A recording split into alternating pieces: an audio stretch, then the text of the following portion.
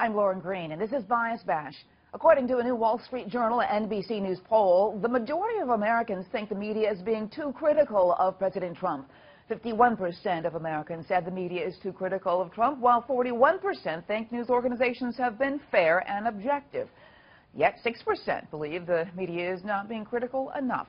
Here with her take on the new poll is Kelly Riddell, Deputy Opinion Editor for the Washington Times. Welcome, Kelly. Thanks for having me. Well, what do you think of the poll, first of all? I think it's common sense. Anyone who reads a newspaper or watches CNN at night has this take. The New York Times yesterday, the Sunday edition, is a great example of this. 3 front-page stories that were anti-Trump.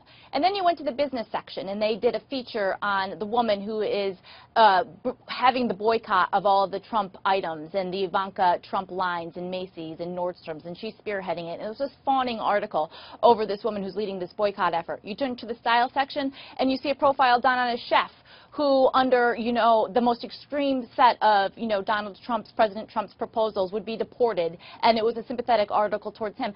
There, in every section of the paper, is a negative story or has some sort of negative tone about the President Trump, and I think the people are seeing this, and there is, and the reverse is true as well. There is nothing positive. There's nothing good, no good stories about the economy, no good stories about some of the executive actions that he has taken thus far in terms of deregulation and starting to stimulate growth in the private sector, and so I think that there really is a bias that's becoming very evident to the American public. Yeah, but on the other side, there is a large minority, the 41%, who believe the media are being fair and objective. What do you think about that? I think that is the split of this country. This country is divided. It's very polarized.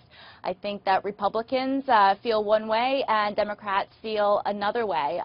And a lot of the papers, the New York Times just said yesterday on the news shows that its subscriptions are going up. And it's not from Republican readers or Trump supporters. I mean, that is from their liberal constituent base. And so I think that, you're seeing kind of the split down the middle, like you are, the polarization of this country, and we shouldn't be so surprised.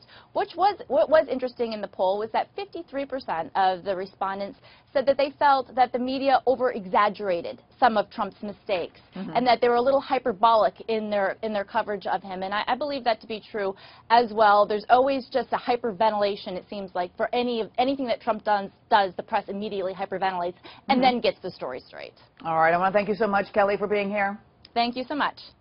And if you want to hear more media analysis on the week's top headlines, catch Media Buzz with Howard Kurtz, Sundays at 11 a.m. Eastern and again at 5 p.m. Eastern on the Fox News Channel. I'm Lauren Green, and thanks for watching.